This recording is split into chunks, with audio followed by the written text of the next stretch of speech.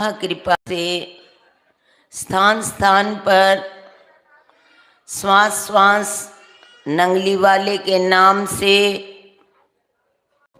नंगली वाले की महिमा को विकीर्ण करने का पूरा प्रयास कर रहे हैं। हमारा कर्म जब निष्काम उनकी ओर बढ़ता चला जाता है, हमारे मन में कोई भी मान इच्छा की कोई भी लोलुपता नहीं रह जाती।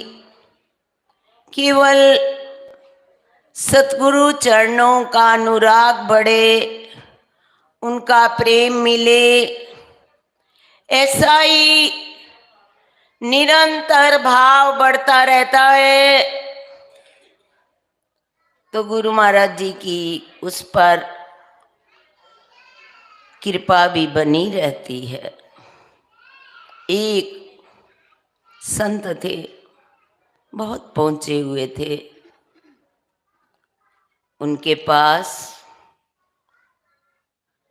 एक शिष्य आता है कि मैं नाम लेना चाहता हूँ। कहता है तू नवाबी और नाम लेना चाहता है? क्योंकि जब तक मन में किसी प्रकार का भी अहंकार का निवेश रहता है, हम नाम तो ले लेते हैं पर सदैव दुखी रहते हैं, परेशान रहते हैं। जिसके अंदर समर्पण भाव हो जाता है, कोई निंदा करता है, चुगली करता है, कोई ऊंचा चढ़ रहा है या नीचा चढ़ रहा है, उसको इससे कोई प्रयोजन नहीं रहता। वह तो अपने गुरुदेव की स्मृति में, उनकी सेवा में इतना तल्लीन रहता है कि उसको किसी वस्तु की कामना ही नहीं रहती। परंतु वे कहने लगे तू नवाबी, यहां तेरे ठाट बाट नहीं रहेंगे। तू चाहता है नाम दीक्षा लेना, तो उसके लिए तुझे 6 महीने बहुत परिश्रम करना पड़ेगा।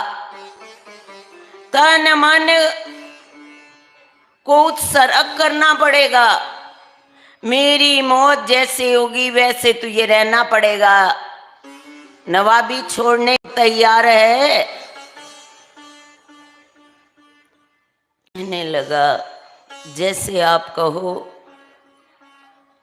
कहते लंगर यहाँ पर निरंतर बनता है। जंगल में जाकर लकड़ियां बीननी और लानी, और कोई भी उसके प्रति तुम्हारे ऊंच नीच भाव ना हो। 6 महीने का अंतिम दिन, गुरु से दीक्षा लेने का समय, और वह लकड़ियां बीन कर ला रहा है, बाजार से गुजर रहा है और जलेबी तलते हुए देखता है, खुशबू आती है।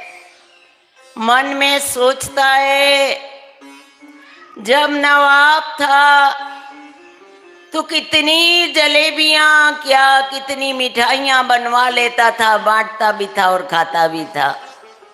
आज एक जलेबी को भी तरस गया हूं। परंतु गुरु की आज्ञा को सोचकर, उस भाव को वहीं छोड़कर जब वह गुरु के समीप पहुंचता है, गुरु कहते हैं जा वापस, ये अलमारी खोल और यहां तेरी जलेबी पड़ी है, निकाल ले, खा ले और यहां से जा। बड़ा परेशान, एक छोटा सा भाव आया और उस भाव को इन्होंने पहचान लिया। कहते नहीं नहीं, चरणों में गिर पड़ता है, मैं आपकी शरण में हूं, मैं आपसे नाम दीक्षा लेना चाहता हूं, आप जो भी कहोगे वह करूंगा, परंतु मुझे नाम दीक्षा मिल जाए। वह कहते हैं 6 महीने अब पुनः लकड़ियां बीनो और लेकर आओ, मंजूर है तो रह जा, नहीं मंजूर तो चला जा। 6 महीने तक फिर वही कार्य। अंतिम दिन में फिर कचौड़ी बन रही है, देखकर मन ललचा जाता है। फिर वही भाव कि मैं नवाब था, नवाब छूटा नहीं। हम दरबार में आ जाते हैं, इस संत वेश हमारा अग्नि वेश है। इस अग्नि को धारण करके हमारी इंद्रियां, हमारी वासनाएं, हमारी तृष्णाएं वैसी की वैसी रहती हैं। तो अभी उस त्याग का भी अभिमान है। अभी हमने त्याग क्या किया? हमने वेश बदल लिया, स्थान बदल लिया, घर बार बदल लिया, मन नहीं बदला, कुछ नहीं बदला। प्राचीन काल में बहुत ही कठोर परीक्षाएं होती थी। पहुंचता है गुरु के पास और गुरु कहते हैं अलमारी खोल, खा कचौड़ी और वापस जा।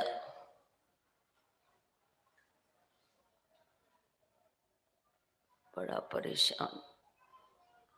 फिर चरणों में गिरता है, गिड़गिड़ाता है, फिर क्षमा याचना मांगता है और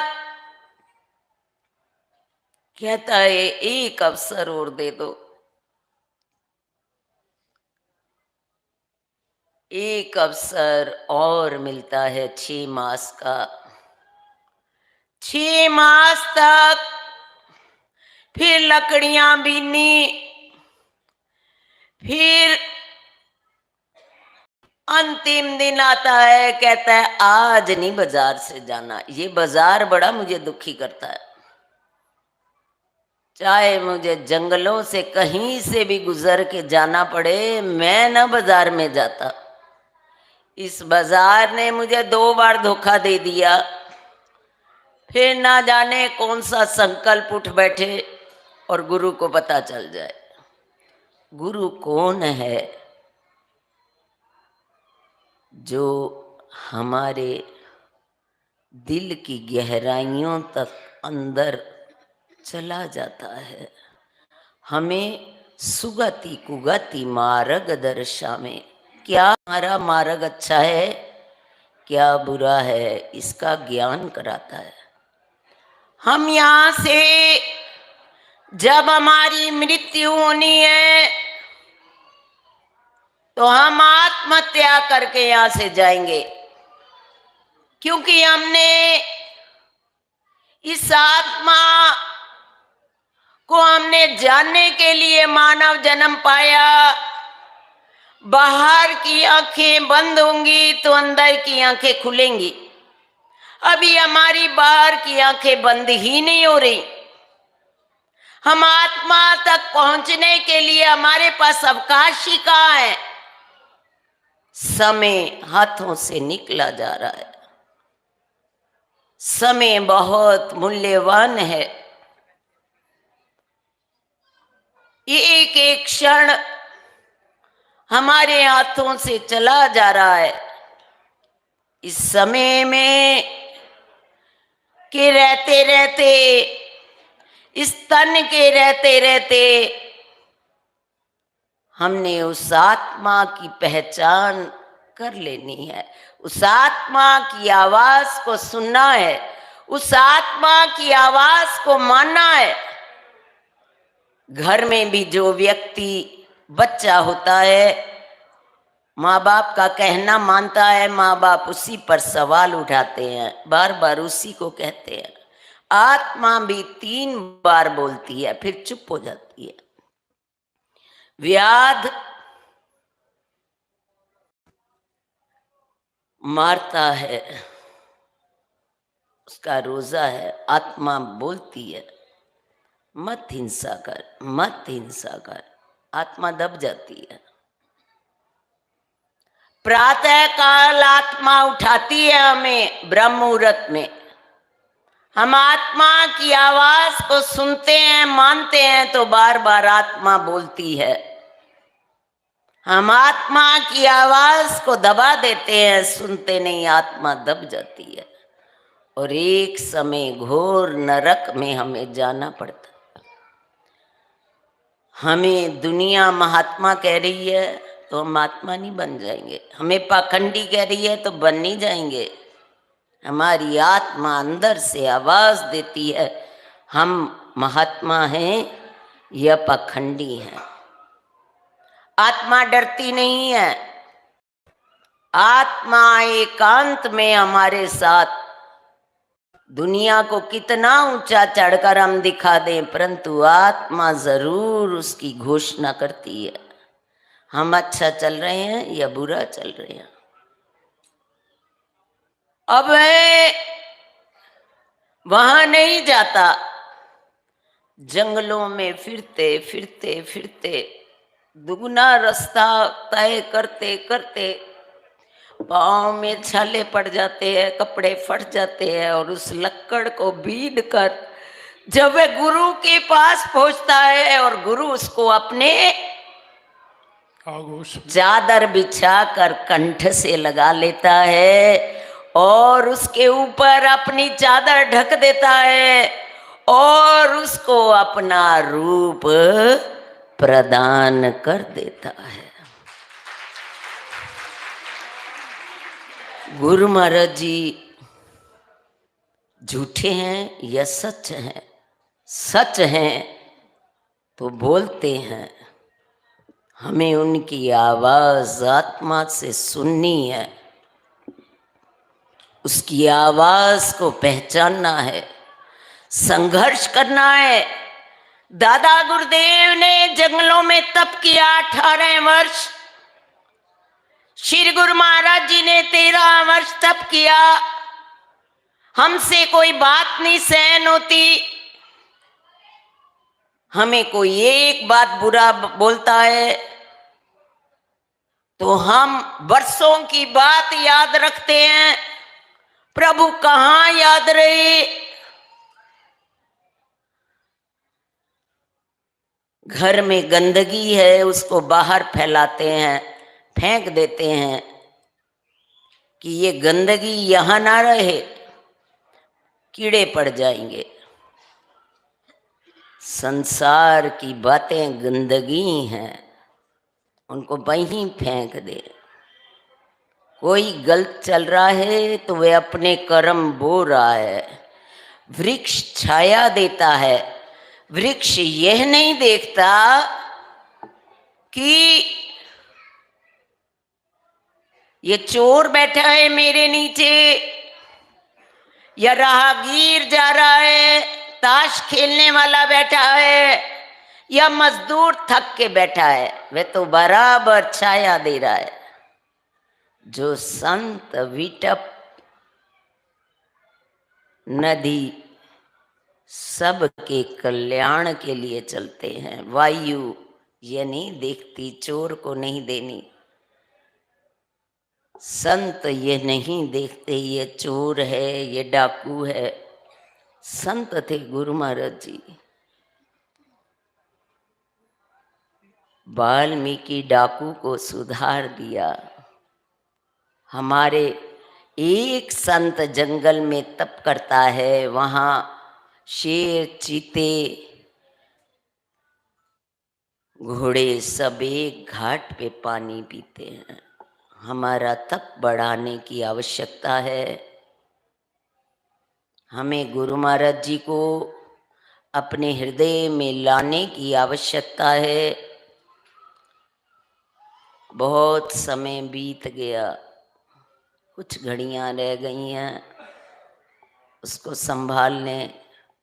ये नाशवान जग, हम चले जाएंगे तो भी ऐसे ही चलता रहेगा। कुछ गलत, कुछ भगवान कहते हैं ये मेरी सृष्टि है, इसको मेरे अनुसार देखो तो बहुत अच्छी लगेगी, तुम अपनी निगाहों के अनुसार मत देखो। इस सृष्टि को प्रभु की दृष्टि से देखते हुए, संसारिक कार्य करते हुए अपने मन को प्रभु के चरणों में जोड़ते चले जाएं। ना जाने जीवन की शाम कब आ जाए।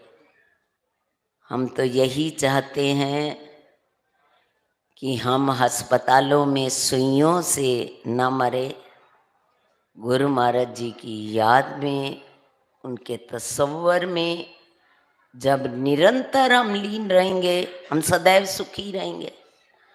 अरे जो भगवान के प्यारे होते हैं, मुझे तेरे दर से फुर्सत ना हुई, ना है, ना होगी,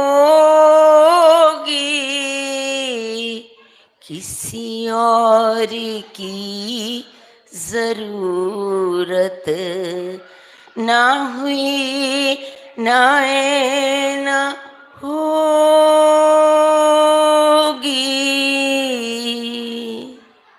उसको प्रभु के दर से अवकाश कहाँ, कहीं और सोचने का समय कहाँ। वे तो प्रभु के दीवाने, प्रभु की मस्ती में ही मस्त रहकर इस जीवन यात्रा को पूर्ण कर देते हैं। बोलो जयकारा।